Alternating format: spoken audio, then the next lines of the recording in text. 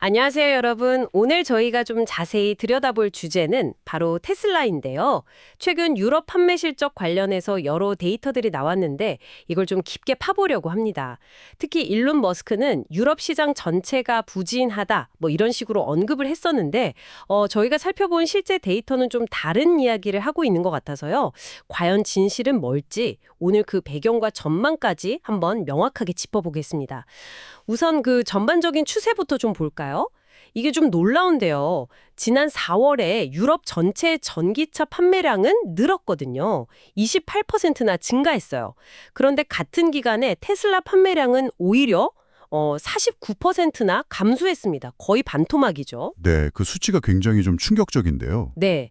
5월에도 이런 비슷한 흐름이 계속 나타나고 있는 것 같고요. 그러니까 말씀하신 대로 시장 전체는 커지는데 특정 브랜드만 이렇게 큰 폭으로 빠진다는 건 이게 뭔가 일반적인 시장 상황과는 다른 좀 특별한 이유가 있다고 봐야겠죠? 그렇죠. 단순 침체는 아닌 것 같고, 그럼 좀 더 구체적으로 국가별 데이터를 한번 볼까요? 영국부터 좀 보면요. 5월 테슬라 판매량이 작년 같은 달보다 45% 이상 급감했어요. 1758대. 이게 많은 숫자가 아니죠? 네, 상당히 많이 줄었네요. 근데 반대로 영국 전체 배터리 전기차 BEV 시장은 28%나 성장했고요. 특히 그 중국 BYD 같은 경우는 판매량이 2배 이상 늘었어요. 1388대. 테슬라랑 거의 비슷해졌죠. 아, BYD의 성장이 정말 무섭네요, 영국에서도. 네, 독일도 상황이 비슷합니다. 5월에 테슬라 판매가 1210대, 작년보다 36% 줄었거든요. 근데 독일 전체의 BEV 시장은 무려 44.9%나 성장했어요. 거의 45% 가까이 커진 거죠. 이것도 정말 극명한 대비네요. 시장은 뜨거운데 테슬라는 좀 차가운 그런 상황. 맞아요. 그리고 뭐 스웨덴 같은 경우는 53.7% 감소, 포르투갈은 68%, 프랑스 67%? 이건 뭐 거의 폭락 수준인데요. 네, 감소율이 상당합니다. 이탈리아도 한 20% 줄었고 덴마크 30.5%, 네덜란드 36%, 스페인 19%. 그러니까 지금 언급한 대부분의 주요 유럽 국가에서 테슬라 판매량이 눈에 띄게 아주 큰 폭으로 줄어든 게 딱 보여요. 네, 바로 그 지점이 아주 흥미로운 대목입니다. 앞서 호스트께서도 언급하셨지만 머스크 CEO는 유럽 시장 전체 약세를 원인으로 좀 지목을 했는데 근데 방금 쭉 나열해 주신 데이터들을 보면 대부분 국가에서 전기차 시장 자체는 오히려 성장세를 보이고 있단 말이죠. 네, 그렇죠. 이런 상황에서 유독 테슬라만 판매량이 이렇게 꺾인다는 건 이걸 단순히 시장 전체의 문제로만 돌리기는 좀 어렵다. 이걸 강하게 시사하는 거죠. 그럼 그 원인이 뭘까요? 단순히 시장 문제가 아니라면? 제가 보기에는 몇 가지 요인이 좀 복합적으로 작용하고 있는 것 같습니다. 첫째로는 역시 경쟁 심화를 빼놓을 수 없을 것 같아요. 경쟁 심화요? 네, 특히 가격 경쟁력을 앞세운 중국 EV 브랜드들의 성장이 아주 두드러집니다. 아까 영국 사례에서도 보셨지만 다른 나라들도 비슷해요. 예를 들어 스웨덴 같은 경우만 봐도 폭스바겐의 ID7이나 포르쉐 마칸 EV, 심지어 BYD CE 같은 차들이 테슬라 모델 3보다 더 많이 팔리는 그런 현상까지 나타나고 있거든요. 아, 모델 3보다요? 네, 그러니까 소비자들 입장에서는 이제 테슬라 말고도 매력적인 대안들이 상당히 많아진 거죠. 선택의 폭이 넓어진 겁니다. 그리고 두 번째 요인으로는 이것도 좀 조심스럽긴 한데 CEO 관련 리스크도 무시할 수는 없을 것 같아요. 아, 일론 머스크 관련해서요? 네. 뭐 그의 여러 정치적인 발언들이라든지 아니면 특히 스웨덴에서 있었던 그 노조와의 갈등 문제 이런 것들이 유럽 소비자들에게는 조금 더 민감하게 받아들여질 수 있거든요. 아무래도 유럽은 좀 노동권이나 이런 부분에 더 민감하니까요. 그렇죠. 사회적 합의나 노동권 이런 가치들을 굉장히 중시하는 경향이 강하니까요. 그래서 이런 뭐랄까 CEO의 행보나 발언들이 잠재 고객들의 구매 결정에 좀 부정적인 영향을 미쳤을 가능성도 충분히 있다고 봅니다. 그렇군요. 그리고 마지막으로 하나 더 꼽자면 현재 주력 모델이 사실상 모델 Y랑 모델 3잖아요. 네, 그렇죠. 이 두 모델 외에 좀 새로운 모델이 부족하다는 점, 이 라인업의 한계도 지적할 수 있을 것 같아요. 경쟁사들은 계속해서 새로운 디자인, 새로운 기능의 신차들을 막 쏟아내는데 테슬라의 라인업은 상대적으로 좀 단조롭게 느껴질 수 있다는 거죠. 이게 장기적으로 봤을 때 브랜드의 매력도를 유지하는데 좀 어려움으로 작용할 수도 있습니다. 확실히 들어보니까 경쟁 심화, 그리고 CEO 리스크, 또 제품 라인업의 어떤 단조로움, 이런 게 다 엮여 있는 거네요. 근데 사실 그 CEO 리스크라는 게 가격 경쟁력이나 신차 부족 문제만큼 실제로 큰 영향을 미치고 있다고 보시나요? 유럽 소비자들이 그렇게까지 민감하게 반응할까요? 그걸 딱 잘라서 이것 때문이다라고 단정하기는 물론 어렵습니다. 굉장히 복합적인 문제니까요. 하지만 그렇다고 해서 완전히 배제할 수도 없다고 봐요. 특히 브랜드 이미지가 구매 결정에 중요한 요인으로 작용하는 시장에서는 더욱 그렇죠. 이미지. 네, 단순히 가격이나 성능만 보는 게 아니라 그 기업이 추구하는 철학이라든지 아니면 CEO의 어떤 사회적인 행보 같은 것들이 소비자의 감성적인 판단에 영향을 미치거든요.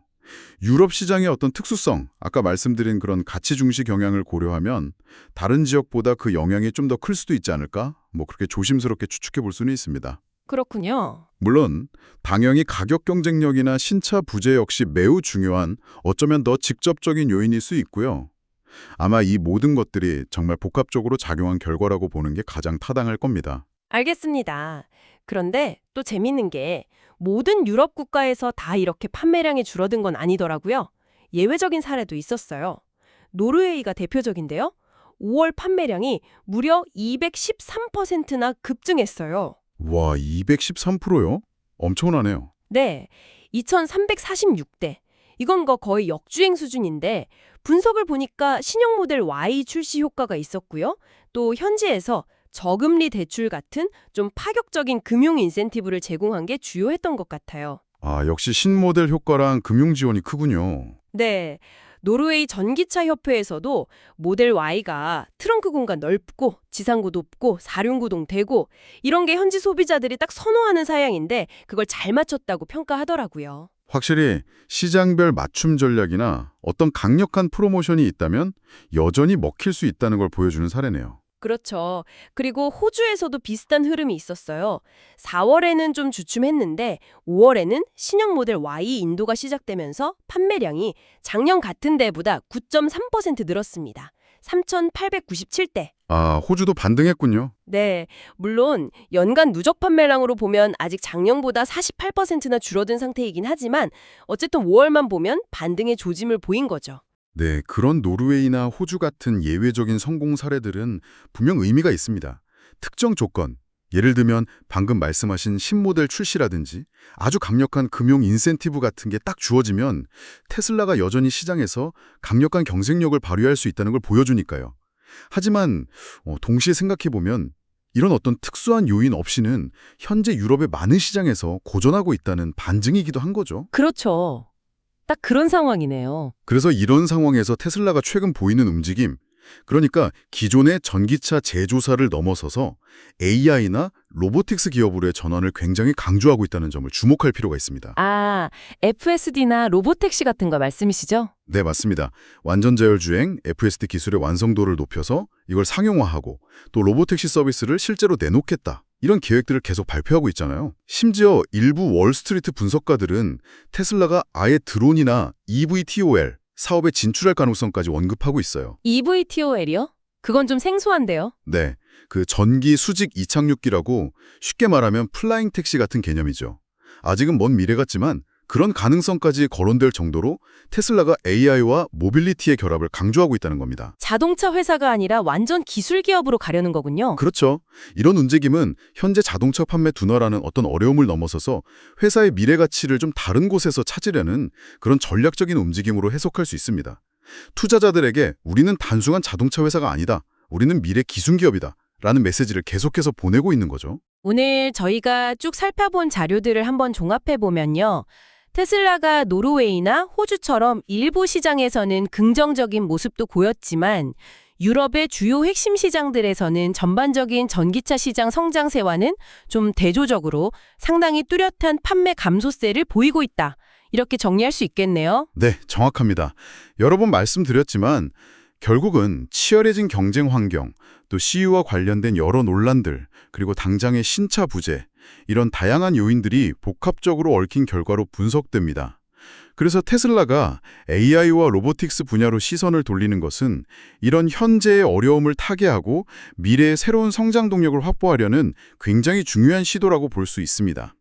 하지만 동시에 여전히 핵심 사업인 전기차 시장에서의 경쟁력을 어떻게 회복할 것인가 하는 문제, 이 숙제 역시 테슬라에게는 매우 중요하게 남아있는 상황이다. 이렇게 정리할 수 있겠습니다. 네, 오늘 테슬라의 유럽 시장 상황에 대한 이런 심층적인 분석이 여러분께서 전체적인 그림을 이해하시는데 좀 유익했기를 바랍니다.